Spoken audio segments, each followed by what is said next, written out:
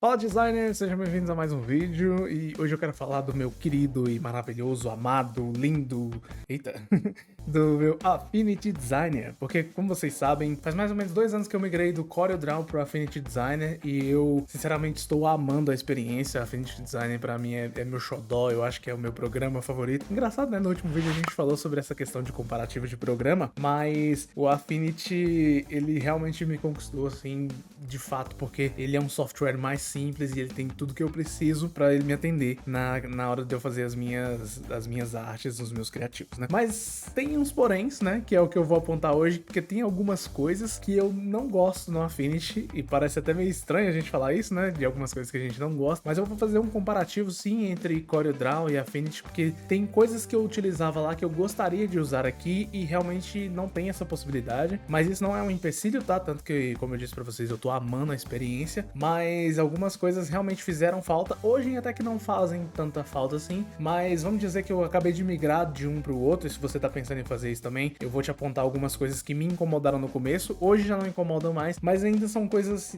assim que eu particularmente gostaria que tivesse no Affinity Designer e não tem, tá bom? Antes essa lista era maior e aí veio a implementação com as atualizações que a Serif fez, né? E aí algumas coisas dessas já foram supridas, né? Entre aspas, assim.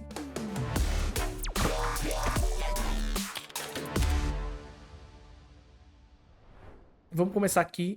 São 4 tópicos, né? Hoje é 4, como eu disse, essa lista já foi bem maior. E a primeira coisa assim que eu detesto ainda mexer no Affinity, que eu acho que é a pior, já vou começar pela pior, é mexer com as diretrizes ou com as linhas guia, né? Porque no Corel a gente mexia com as diretrizes e era uma facilidade, a gente tinha uma dinâmica melhor com as diretrizes lá. E aqui a gente não tem tanta liberdade para trabalhar com elas, tá? Eu vou puxar aqui uma diretriz aqui da régua para vocês terem uma ideia do que eu tô falando. Por exemplo, eu não gosto da ideia da diretriz ela não ultrapassar a prancheta que a gente está trabalhando. Isso funciona também com documentos novos que não tenham prancheta, tá? Eu vou criar uma aqui sem uma prancheta para vocês terem uma ideia também do que eu tô falando. A linha guia ela não atravessa infinitamente, igual lá no Corel, por exemplo, eu tenho aqui a minha folha de impressão e a linha guia ela termina aqui, justamente aqui, né? No final no limite mesmo da folha de impressão, e isso aqui me incomoda um pouco. Outra coisa que me incomoda também na linha guia é que a gente não tem tantas possibilidades para personalizar ela, igual a gente tinha lá no Corel. Por exemplo, eu vou selecionar ela aqui, ó, clicando 2 vezes para abrir o painel dela, e aí, por exemplo, eu quero mudar de cor essa linha guia, essa diretriz, né? Para eu fazer, por exemplo, margem de sangria,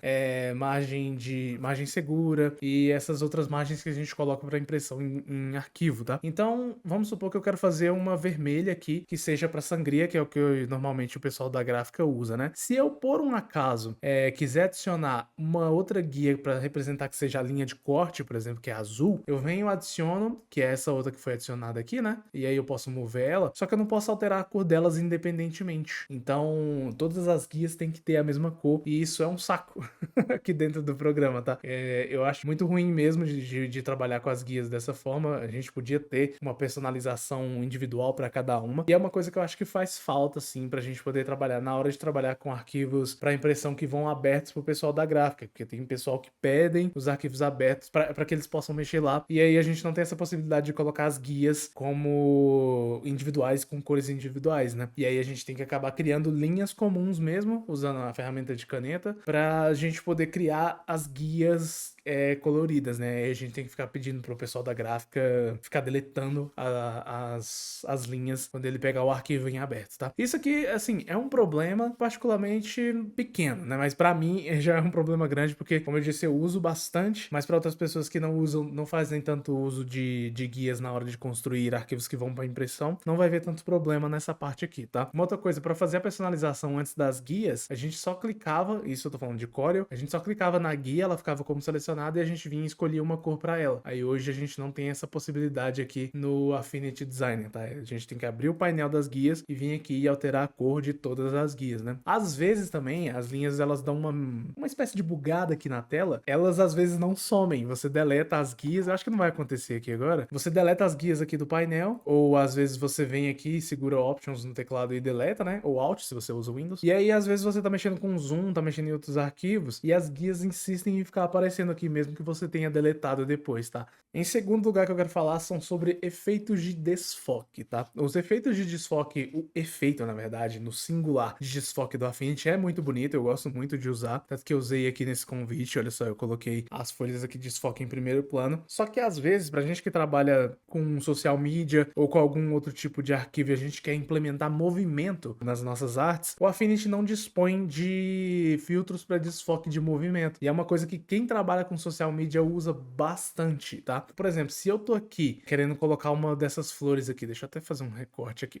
Se eu quero colocar uma dessas flores aqui na arte e eu queria que ela fosse movimentada mesmo, igual a gente coloca mesmo em social media, eu não tenho essa possibilidade de fazer isso no Affinity Designer, porque ele só me dá a opção de desfoque gaussiano. Então é o único desfoque que eu posso aplicar aqui dentro do Affinity. E aí ele me obriga a jogar o arquivo para dentro do Affinity Photo e aí lá sim fazer o efeito que eu quero de desfoque de movimento ou profundidade de campo. E aí depois eu trago o arquivo de volta para dentro do Affinity Designer e aí eu continuo o arquivo de onde eu parei, tá? Isso aí é uma coisa que me incomodou bastante, porque lá no Corel já era uma opção que eu usava bastante, que era a questão do desfoque de movimento, que eu utilizava para várias artes, e isso é uma coisa que fez falta aqui. Até eu conseguir pegar o Affinity Photo, eu tinha que fazer isso lá no Photoshop, e aí não tem essa integração entre Affinity Photo e Photoshop. Eu tinha que vir, salvar o arquivo ou jogar uma imagem direto para lá, fazer o efeito, exportar e aí sim jogar aqui dentro do Affinity Design. Hoje com o Affinity Photo eu só vou lá, clico no botão, ele abre outro programa, vou lá, faço o efeito e aí eu fecho o programa, ele volta para cá e aí tudo certo. Mesmo assim, ainda assim seria muito legal se esses outros efeitos de desfoque fossem colocados aqui dentro do Affinity Designer também.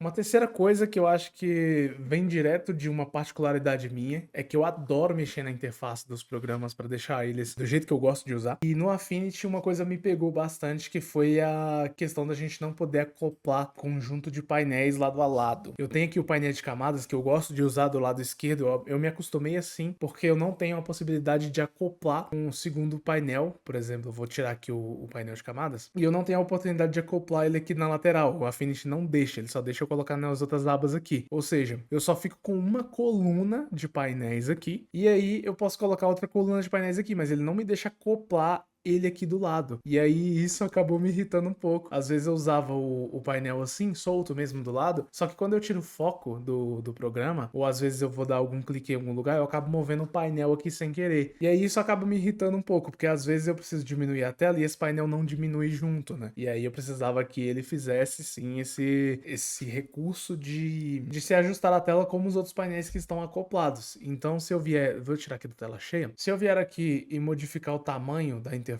do Affinity, esse painel de camadas assim ele não diminui. Isso aí me força a vir aqui e ficar modificando o tamanho também. E como ele não me deixa acoplar aqui do lado, eu tive que jogar o painel de camadas para cá, mas seria muito interessante se a gente pudesse colocar mais painéis aqui do lado e que eles fossem menores. Uma outra coisa relacionada à questão de painéis também é que quando eu diminuo os painéis aqui e às vezes eu tô mexendo, tô criando alguma coisa aqui, o painel volta ao tamanho que estava anteriormente sozinho, do nada. Ele volta e aí acaba atrapalhando aqui uma coisa que eu tô, por exemplo, mexendo num zoom aqui. E aí, se eu tô mexendo aqui, o painel volta pro tamanho normal e aí ele fica na frente, eu acabo clicando em alguma opção e isso aí acaba irritando a gente um pouco, tá? Então, essa parte de mexer com os painéis ainda precisa ser muito melhorada aqui no Affinity. E lá no Core eu tinha essa liberdade de fazer toda essa movimentação de painéis a livre escolha, assim como tem no Photoshop também e Illustrator, enfim. Mas aqui no Affinity ainda tá muito aquém.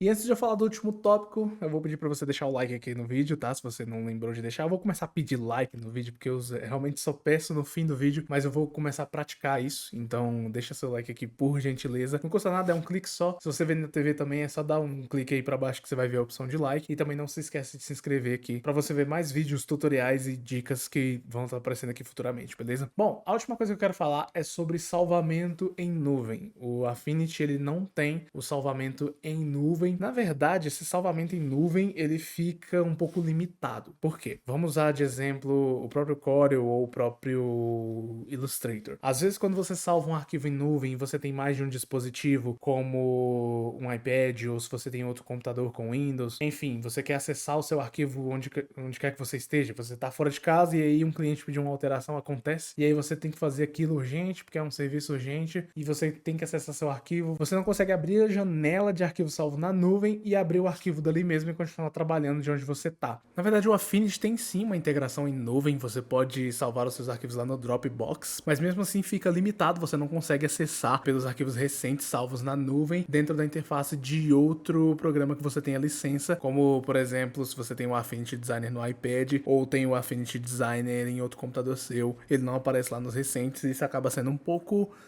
chato.